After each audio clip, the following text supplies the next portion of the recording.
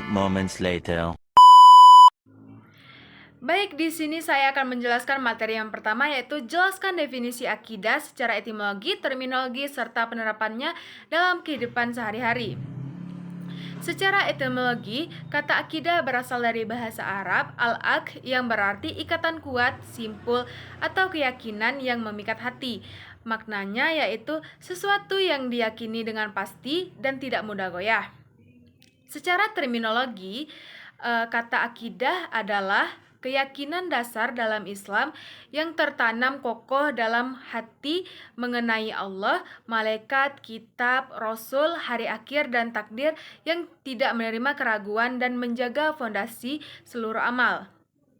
Contoh penerapan akidah dalam kehidupan sehari-hari yaitu yang pertama, keyakinan pada kitab-kitab, yaitu mengamalkan isi Al-Quran seperti jujur, adil, sabar, tidak merugikan orang lain. Yang kedua, keyakinan pada Rasul, mencontoh akhlak Nabi, berkata sopan, amanah, tolong-menolong. Dan yang terakhir yaitu keyakinan kepada Allah, selalu merasa diawasi Allah atau murakabah sehingga menjauhi maksiat, berdoa, bersyukur, dan tawakal dalam urusan. Baik, di sini saya akan menjawab pertanyaan nomor 2, yaitu jelaskan definisi akhlak secara etimologi, terminologi, serta dengan etika dan moral. Secara etimologis berasal dari kata Arab yaitu khuluq yang berarti budi pekerti, tabiat, atau perangai. Akar kata sama dengan khalaq yang artinya penciptaan dan khaliq artinya penciptaan, menunjukkan akhlak terkait keselarasan antara batin manusia dan aturan Allah. Secara terminologi, akhlak adalah sifat yang tertanam dalam jiwa yang darinya muncul perbuatan dengan mudah tanpa perlu dipikirkan lagi, baik itu perbuatan terpuji, akhlak mahmudah, maupun tercela, akhlak mazmumah. Sedangkan akhlak yaitu nilai baik buruk menurut agama, yaitu wahyu, etika, teori, dan kajian filosofis tentang baik buruk, serta moral kebiasaan baik buruk menurut masyarakat. A few moments later. Saya akan menjawab pertanyaan yang nomor 3, yaitu uraikan hakikat penciptaan manusia dalam Al-Quran, sertakan beberapa ayat yang relevan dan makna umum dari ayat tersebut. Proses penciptaan keturunan manusia melalui tahapan yang teratur. Al-Quran menjelaskan manusia lahir melalui proses biologis bertahap di dalam rahim. Ayat yang terkait yaitu Quran surah Al-Mu'minun 12-14 yang berbunyi walaqad khalaqnal insana min sulalatin min tin ja'alnahu nutfatan fi qararim makin. Dari setetes mani atau nufatan menjadi segumpal darah alaqah, yaitu lalu segumpal daging, lalu tulang, kemudian dibungkus menjadi bagian daging. Makna umum yaitu penciptaan manusia mengikuti sunnatullah melalui tahapan biologis yang rapi menunjukkan kesempurnaan ilmu dan kuasaan Allah. Di sini saya akan membacakan asal-usul, ciri-ciri, dan pokok ajaran Khawarij dalam konteks akidah. Asal-usul Khawarij muncul pada masa Khalifah Ali bin Abi Thalib, tepatnya setelah peristiwa tarbitrase atau tahkim dalam perang Siffin antara lain dan Muawiyah. Sekelompok pasukan Ali menolak keputusan tahkim lalu keluar dari barisan dan berkata, la hukma illa illaha, tidak ada hukum kecuali milik Allah. Mereka kemudian membentuk kelompok tersendiri yang disebut Khawarij, orang-orang yang keluar. Ciri-ciri dari Khawarij yang pertama, fanatik terhadap teks secara literal. Mereka memahami ayat Al-Quran secara kaku, tanpa mempertimbangkan konteks atau pemahaman ulama. Yang kedua, mudah mengkafirkan seseorang yang melakukan dosa besar langsung dianggap kafir dan halal darahnya. Yang ketiga, ada ekstrim dalam ibadah dan sikap. Tampil sangat rajin ibadah namun sikapnya keras dan intoleran terhadap perbedaan. Adapun pokok ajaran Khawarij dalam akidah yaitu Yang pertama, pelaku dosa besar adalah kafir. Ini adalah poin penting bagi mereka, orang yang melakukan dosa besar, keluar dari Islam dan kekal di neraka. Berbeda dengan ahlus sunnah yang menganggapnya fasik, bukan kafir. Yang kedua ada iman, ucapan dan perbuatan, dan kehilangan salah satunya berarti kafir. Jika seseorang melakukan maksiat besar, imannya dianggap hilang sepenuhnya. Yang ketiga ada menolak tahkim atau arbitrase, adalah hukum Allah. Mereka menganggap manusia tidak boleh memutuskan perkara, harus langsung kepada hukum Allah tanpa perantara. Ini saya akan menjelaskan sejarah dan pokok keyakinan Syiah dalam perkembangan teologi Islam. Ini adalah materi yang nomor 5. Sejarah muncul awal asal-usul yang pertama yaitu muncul setelah wafat Nabi Muhammad SAW akibat perbedaan pandangan tentang siapa yang paling berhak menjadi khalifah. Kelompok awalnya yaitu dikenal sebagai Syiatu atau pendukung Ali bin Abi Thalib. Perkembangannya yaitu pada masa Ali dan Hasan Hussein, Syiah mulai memiliki identitas politik. Tragedi Karbala pada tahun 680 Masehi menjadi titik emosional dan teologis, memperkuat doktrin kepemimpinan Ahlul Bait. Selanjutnya berkembang menjadi aliran teologi yang memiliki sistem ajaran lengkap, politik, hukum, dan akidah. Pokok keyakinan Syiah dan teologi Islam yaitu yang pertama imamah, kepimpinan. Ajaran terpenting kepemimpinan umat Islam harus berada pada keturunan Ali dan Fatimah, Ahlul Bait. Imam dianggap sebagai penerus Nabi secara rohani dan politik. Yang kedua maksum, terjaga dari dosa. Yang ketiga yaitu memiliki otoritas tafsir agama. Yang kedua keadilan Tuhan atau al-adil. Syiah menekankan bahwa Allah adil secara mutlak, manusia memiliki ikhtiar penuh sehingga bertanggung jawab penuh atas perbuatannya. Yang ketiga konsep Mahdi, imam terakhir khususnya pada Syiah Imamiyah atau Isna Asyariah, imam ke-12. Diyakini gaib dan akan muncul sebagai Al-Mahdi untuk menegakkan keadilan. Yang keempat, kelebihan Ahlul Bait. Ahlul Bait memiliki kedudukan spiritual khusus. Fatimah, Ali, Hasan, dan Hussein mendapat tempat sentral dalam keyakinan dan teologi Syiah. Dan yang terakhir yaitu rasionalitas dalam teologi Syiah, terutama Imamiyah, banyak menggunakan pendekatan rasional kalam dalam memahami sifat Tuhan, keadilan, dan ikhtiar manusia. Ajaran dekat dengan pemikiran Mu'tazilah dalam beberapa aspek, khususnya al-dil, yaitu keadilan. Baik, di sini saya akan menjawab pertanyaan nomor 6, yaitu jelaskan pemikiran dasar aliran Mu'tazilah, terutama dalam penggunaan akal dalam memahami akidah. Pemikiran dasar Mu'tazilah adalah aliran teologi Islam rasionalis yang menekankan keutamaan akal dalam memahami ajaran agama. Mereka berpendapat bahwa akal dapat mengetahui baik buruk, benar salah, bahkan tanpa wahyu. Penggunaan akal dalam memahami akidah. Yang pertama, akal sebagai sumber utama sebelum wahyu. Menurut Mu'tazilah, manusia wajib mengetahui Tuhan dan kewajiban-kewajibannya melalui akal.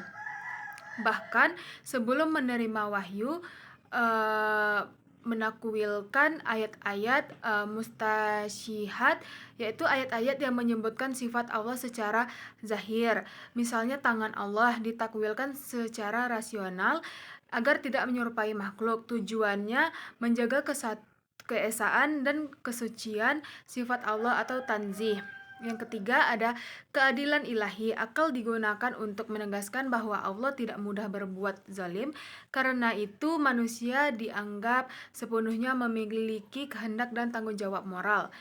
Yang keempat ada kebebasan manusia atau free will.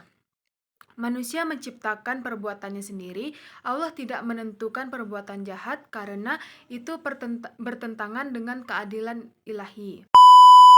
Di sini saya akan menjawab pertanyaan yang nomor 7, yaitu uraikan pokok-pokok ajaran Asy'ariyah dan kontribusinya bagi teologi Ahlus Sunnah wal Jamaah. Yang pertama yaitu pokok-pokok ajaran Asy'ariyah. Yang pertama, keseimbangan dan akal dan manusia. Asy'ariyah menerima penggunaan akal, tetapi wahyu tetap menjadi otoritas tertinggi. Akal dipakai untuk meneguh, bukan menggantikan ajaran wahyu. Yang kedua yaitu sifat-sifat Allah. Allah memiliki sifat-sifat yang disebut dalam Al-Quran, namun tanpa menyerupakan dengan makhluk tanzih dan tanpa menanyakan bagaimana. Menolak penolakan sifat seperti yang dilakukan Mu'tazilah. Yang ketiga, perbuatan manusia. Allah menciptakan semua perbuatan manusia mengakuisisi sehingga tetap memiliki tanggung jawab moral. Ini adalah posisi tengah antara Jabariyah, semuanya takdir, dan Qadariyah, manusia menciptakan perbuatannya sendiri. Yang keempat ada iman dan amal. Iman adalah tasdik dalam hati, bukan amal fisik. Pelaku dosa besar tidak kafir, tetap mukmin namun fisik. Berbeda dari Khawarij atau Mu'tazilah. Yang kedua, kontribusi Asy'ariyah bagi teologi Ahlus Sunnah wal Jamaah. Yang pertama, menjadi fondasi utama teologi Sunni. Bersama Maturidiyah, Asy'ariyah menjadi arus utama Ahlus Sunnah wal Jamaah di dunia Islam, digunakan di pesantren, di lembaga pendidikan klasik. Yang kedua, menengahi ekstremitas aliran lain, mengambil posisi tengah antara lain yaitu Khawarij versus Murji'ah, Jabariyah versus Qadariyah, Mu'tazilah versus Musabibah. Membentuk pendekatan teologi yang seimbang dan moderat. Yang ketiga, melestarikan ajaran salaf dengan pendekatan ilmiah, yaitu menggabungkan pemikiran ulama salaf dengan metode ilmiah atau ilmu kalam, sehingga akidah Sunni dapat dipertahankan dalam diskusi intelektual. Baik, di sini saya akan menjawab pertanyaan yang ke-8, yaitu uraikan pokok-pokok ajaran Maturidiyah beserta perbedaannya dengan Asy'ariyah. Pokok-pokok ajaran Maturidiyah yang pertama yaitu peran akal dan wahyu. Akal memiliki peran kuat untuk memahami kewajiban dasar negara. Manusia wajib mengetahui Tuhan melalui akal, bahkan sebelum datangnya wahyu, lebih dekat kepada Mu'tazilah dalam poin ini. Namun, wahyu tetap menjadi pedoman utama dalam hal-hal gaib. Yang kedua yaitu sifat-sifat Allah. Allah memiliki sifat-sifat yang kadim dan tidak menyerupai makhluk. Ayat mustasyibahat biasanya ditetapkan tanpa tasbih dan takwil, dilakukan bila diperlukan seperti dalam Asy'ariyah. Yang ketiga, kehendak dan perbuatan manusia. Manusia memiliki ikhtiar atau kemampuan memilih, tetapi Allah tetap menciptakan perbuatannya. Posisi lebih menekankan peran manusia dibanding Asy'ariyah. Yang keempat, pelaku dosa besar. Pelaku dosa besar tidak kafir dan tidak kekal di neraka. Tetap dihukumi mukmin, tetapi fasik, sama seperti Asy'ariyah. Yang kelima, kalam Allah. Al-Quran adalah kalam Allah yang kadim, tetapi makhluk dalam bentuk suara dan tulisan, sama seperti Asy'ariyah, namun Maturidiyah lebih sistematis dalam penjelasan. Adapun perbedaan Maturidiyah dan Asy'ariyah ini yaitu Asy'ariyah menekankan bahwa wahyu lebih tinggi daripada akal, sehingga kewajiban mengenal Allah baru berlaku setelah datangnya wahyu. Mereka juga mengajarkan konsep kas, yaitu manusia tidak menciptakan perbuatannya melainkan hanya mengakuisisinya. Sementara itu Maturidiyah memberi peran lebih besar kepada akal, bahkan manusia dianggap wajib mengenal Allah melalui akal sebelum wahyu. Dalam hal ini, perbuatan mereka menegaskan bahwa manusia memiliki ikhtiar yang lebih kuat dibanding dengan Asy'ariyah ini. Dalam masalah iman, Asy'ariyah menganggap iman dapat dapat mengalami peningkatan kualitas, sedangkan Maturidiyah menganggap iman tidak bertambah atau berkurang secara hakikat. Di sini saya akan menjabarkan materi nomor 9, yaitu jelaskan bentuk-bentuk akhlak kepada diri sendiri seperti menjaga kehormatan, menjaga kebersihan, kesehatan, pikiran, dan akal. Yang pertama, menjaga kehormatan. Menjaga perilaku, tutur kata, dan cara berpakaian agar tetap sopan.